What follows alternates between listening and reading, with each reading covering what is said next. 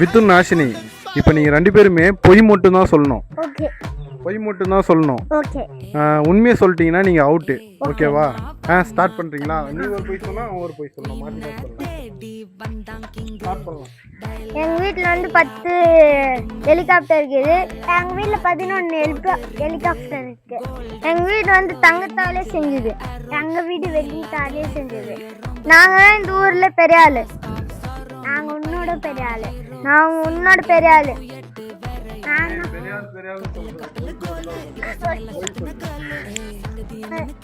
10 லட்சம் இருக்குது எங்கள் வீட்டில். எங்கள் வீட்டில் 11 லட்சம் இருக்குது.